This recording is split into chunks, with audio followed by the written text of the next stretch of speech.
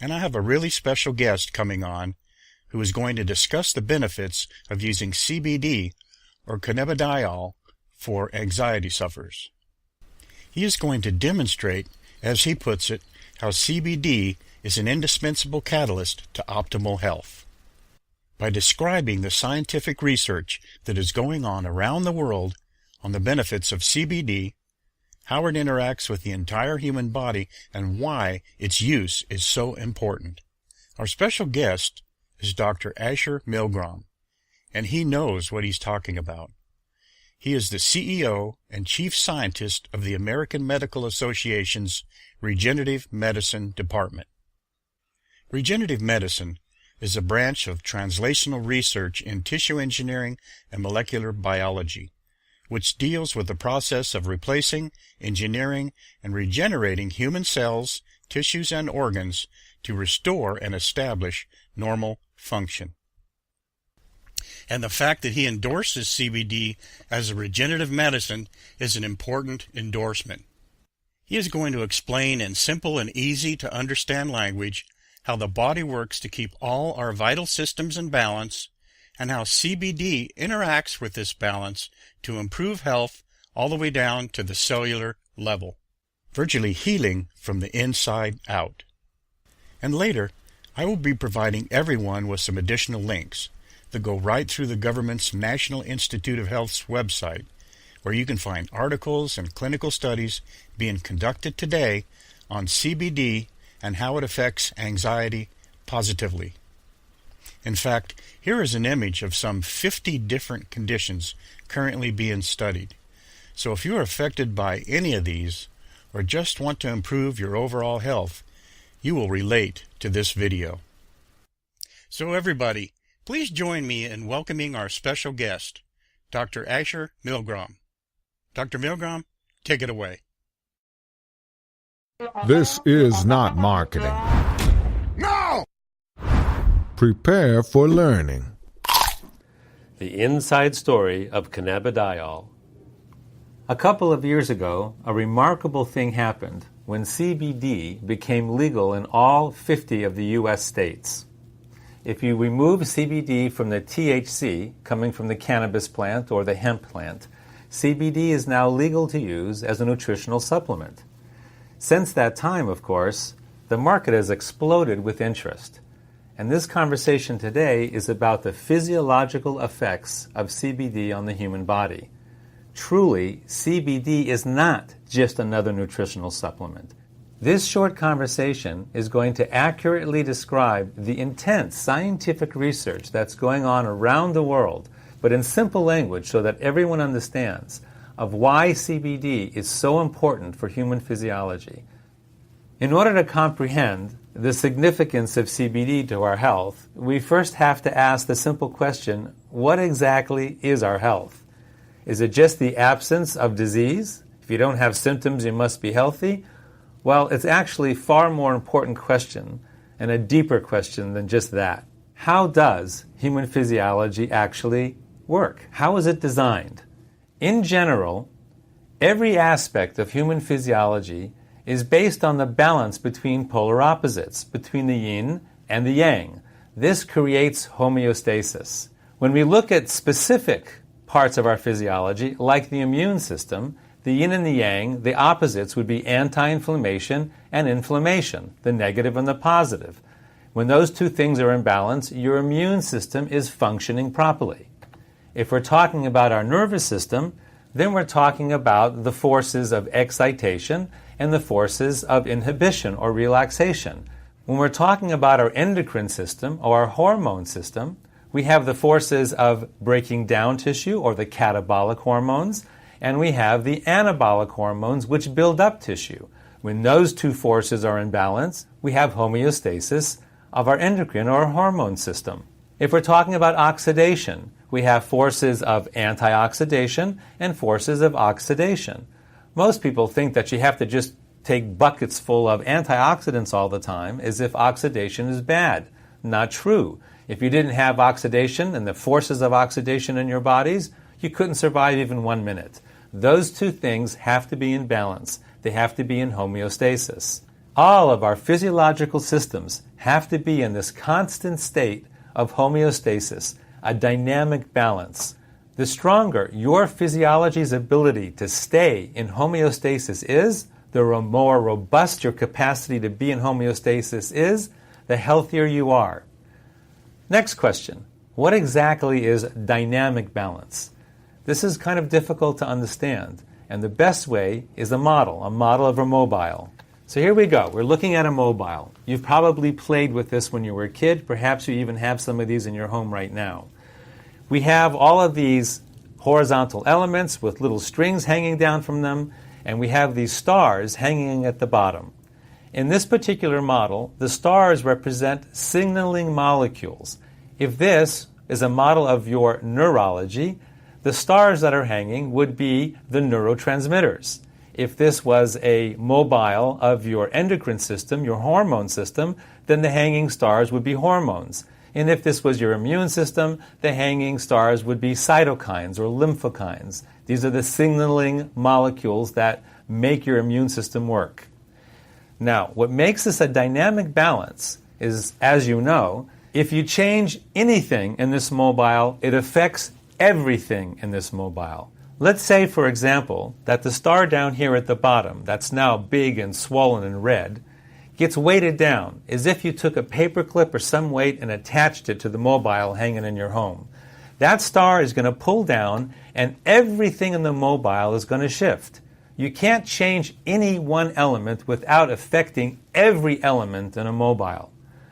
What's interesting, however, is that initially the mobile is going to go through these oscillations where things are bouncing up and down and shifting up and down until the oscillations slowly quiet and the mobile finds a new point of homeostasis, a new point of balance. Now everything is shifted in the mobile. The stars are all in different locations now, and many of the sticks are no longer horizontal. They're kind of twisted at one angle or another. But our physiologies are so smart that they will find a new point of balance. During the shifting and the oscillation is when you feel sick, when you have symptoms. But our body, our physiology will compensate, and the new balance will be found, and you can continue to function. Now let me explain how modern medicine with pharmaceutical drugs interacts with this system. Let's say you have another one of these stars, another one of these elements that goes a little bit haywire. This star over here on the left. So you're feeling lousy and you go to the doctor, and the doctor does some kind of test and decides, okay, we need to give you a drug. And so you take a drug, some kind of pharmaceutical drug, to deal with this one element over here on the left that's now gone somewhat haywire. And the drug is designed to clamp down on those symptoms. Notice that the drug is designed to deal with exactly that one star, not the entire system of the mobile, but that one star and the symptoms that it's creating. However, we know that pharmaceutical drugs have many, many unintended side effects. And so, because of the drug you're taking now, another star goes haywire, and you have more symptoms, and now you have to take a drug to counteract the symptoms from the first drug. And so you clamp down on that star as well. And then a third one goes haywire. And so you clamp down on that one as well. And let's say now you seem to be stable, you seem to be functioning, and everything is copacetic. Well, is it really? Everything seems to be stable here because the mobile isn't shifting anymore, but let's take a closer look at your system. This is what's actually happening. You now have all sorts of artificial weights attached to your physiology, to your mobile. You can see that your physiology is under a lot of stress. The weight of all these different drugs and these overexpressed stars are pulling down heavily on this mobile, and you can see that some of those bars are now bent because they're under so much tension. One more little thing going wrong with your physiology. Perhaps it's something as simple as a cold or a little virus, or some kind of drug interaction that you didn't anticipate, and now something breaks. This system is under so much tension and so much stress that the oscillations would be huge, and you might find yourself in the ICU under life support. So, in a nutshell, pharmaceutical drugs work at the level of the symptoms, not the systems, which causes enormous strain on your human physiology. So I've showed you this in order to point out, to highlight the differences between how pharmaceutical drugs work at the level of the stars and how CBD works. CBD, instead of working at the level of the stars, works at the level of the system of balance, at the nexus of balance. That would be in these crystalline green orbs where the string attaches to the stick. That's where the system knows if it's in balance or out of balance. It can't tell what's happening at the level of the star, but it knows what's happening right there in that green crystalline orb where balance is maintained and established. So in the model that we are using, the mobile, to highlight how our physiology works, that's where CBD works. Now, in our actual physiology, where does CBD work? Let's take a closer look. Here we go. We're going to travel into our physiology, right into our central nervous system. And we're going to see at the level of individual cells that the cell surface is covered with these green receptors. These are receptors for CBD. And when the CBD binds to that receptor, it sends a message into the cell, which travels all the way down into the nucleus of the cell, where the intelligence of our entire physiology is contained within our chromosomes. So here a chromosome is going to unwind, and you're going to see the actual DNA that contains the codes for everything that our body does. This is like the software that runs our physiology. Genes are the codes for every protein that our bodies make, including all the signaling molecules that run our physiology, such as our neurotransmitters that run our nervous system, our hormones that run our endocrine system, and our cytokines that run our immune system. So imagine, for instance, that these are cells in your pancreas making insulin. This is happening in 1 million cells, let's say, all producing huge amounts of insulin to keep your blood sugars in proper balance. Again, your insulin is a hormone, which is a protein. So we see that throughout our physiology, we have receptors specifically designed to bind with CBD, and CBD has its effect on the nucleus of our cells where proteins are being made. So which proteins are being made from the influence of CBD? CBD modulates the transcriptions of over 1,100 genes that make the signaling molecules that naturally reduce inflammation in our central nervous system and throughout our immune system, restoring homeostasis to both our immune and to our central nervous systems. So as you can see on the left side of the slide, CBD upregulates the genes that create anti-inflammatory biochemicals for our immune system and upregulates the GABA system in our central nervous system, which brings calmness to our central nervous system. And on the right side of the slide, we can see that CBD downregulates the genes that create the inflammatory biochemicals in our immune system and also downregulates the glutamate system in our central nervous system, which causes overexcitation. So now, let's go back to the model of our physiology and see how CBD affects it. We go back to our one star that's out of whack, and now we introduce CBD, and voila! We see a cascade going through all the points of balance in our system, and the mobile comes back to homeostasis, to its original, stable, beautiful balance. Now, our physiological systems are far more complex than the simple mobile that I've been showing you here with only 12 stars. For instance, our immune system has 350 different signaling molecules on it. So it's an enormous mobile, which also explains why there's so many unintended drug interactions. Because if you affect any one of those little stars, it's going to shift all 350 of those other stars. And who could possibly figure that out? So in fact, here's what our immune system actually looks like. And of course, when you introduce CBD to our amazing complex physiology, in the immune system, the cascade of homeostasis trickles down through all 350 of those stars. It's a beautiful thing. Bottom line, CBD causes a cascade of homeostasis through our entire central nervous system and our entire immune system. So why is this happening? Because, as I mentioned before, we have receptors in our physiology for CBD. This is called the endocannabinoid system. Back in medical school, we didn't even know about the endocannabinoid system.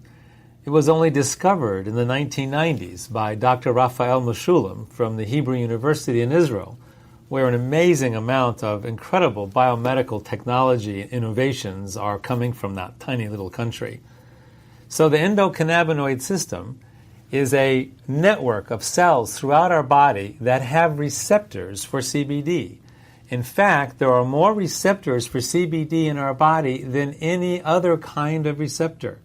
So the endocannabinoid system is truly the largest network of its kind throughout our entire physiology. Among other things, Dr. Mechoulam also discovered that we make our own cannabinoids in our body. This is anandamide and 2-AG. Anandamide is something that we create when we're meditating, hence it's called the bliss molecule. And 2-AG, as well as anandamide, are released in mother's milk when a child is breastfeeding. So no wonder that child is so calm and happy when they're breastfeeding. Those two compounds are also associated with a runner's high. You know, that point when you're running and suddenly you're in bliss, you kind of break through the wall and now you just feel wonderful. Those two are the natural cannabinoids that our own bodies make and bind to our CBD receptors.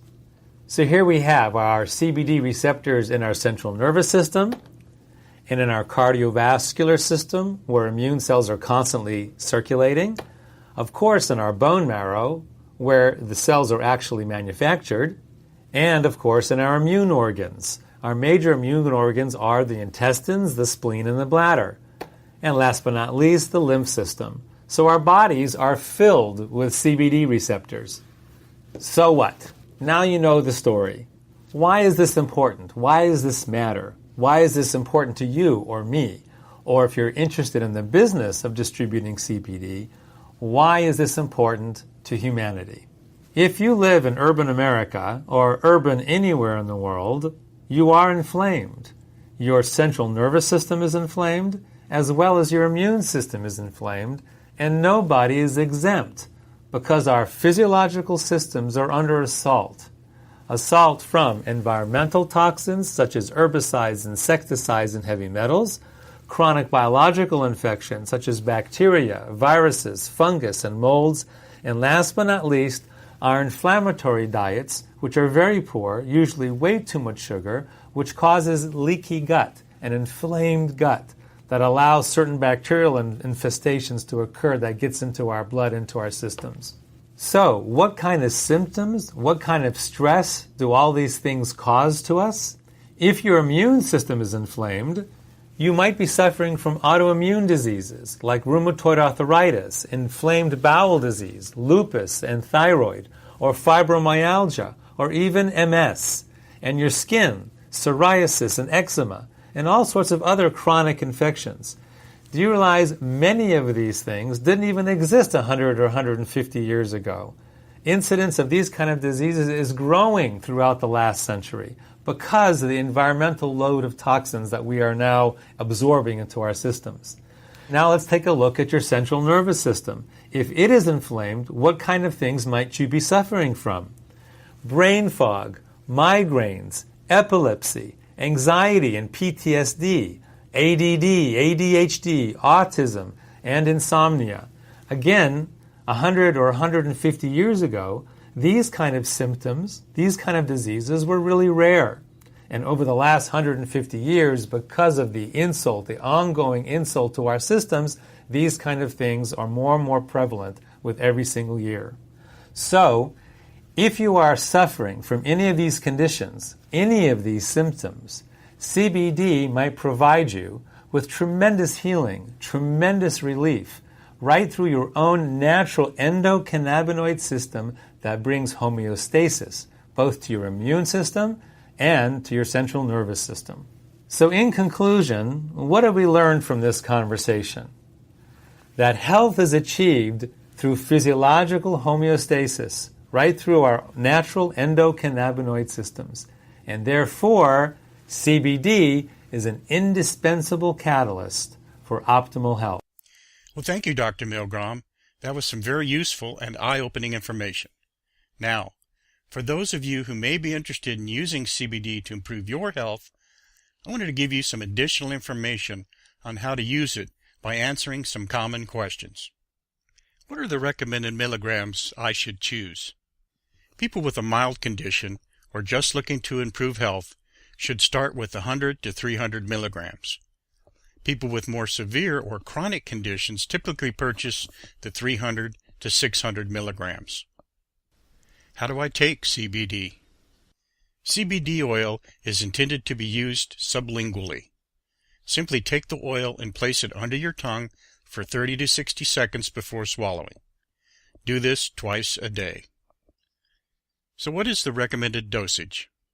Instructions are on the bottle. However, the recommended dose is 1/2 a dropper, 1 milliliter, or 20 drops twice a day.